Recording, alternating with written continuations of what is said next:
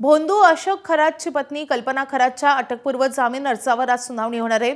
शिर्डीतील आर्थिक फसवणूक आणि सावकारकीच्या गुन्ह्यात ती खरातसह आरोपी आहे।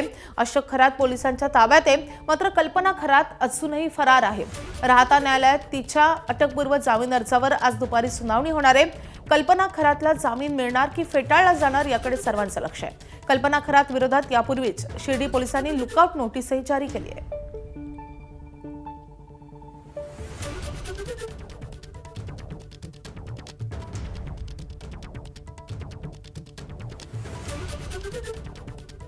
अशोक खरात याच्या पत्नीनं म्हणजेच कल्पना खरातनं राहता सत्र न्यायालयात जामिनासाठी अर्ज केलेला आहे।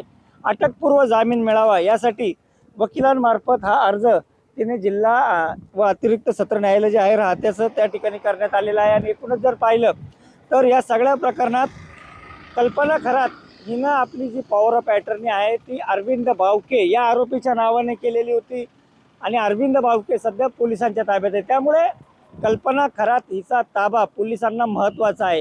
कल्पना खरात हिनं पडद्याच्या मागे राहून नेमके अजून किती व्यवहार केलेत, कशा कशा पद्धतीनं सगळ्या या गोष्टी घडलेल्या आहेत याचा सगळा सखोल तपास शिर्डी पोलिसांना करायचा आहे। त्यामुळं आज या राहता न्यायालयात जी काही सुनावणी होणार आहे त्या सुनावणीत सरकारी पक्षातर्फे हा जामीन अर्ज फेटाळावा अशीच मागणी करण्यात येईल। तर आरोपीच्या वकिलाकडून नेमका काय युक्तिवाद केला जातो हे देखील पाहणं गरजेचं आहे।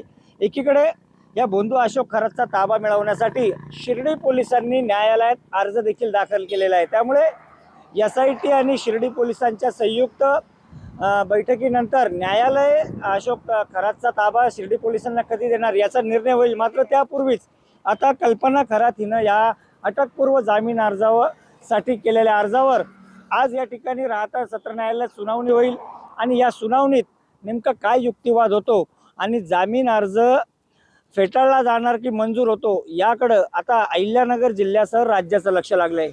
नितीन ओझा, ABP माझा, राहता शिर्डी।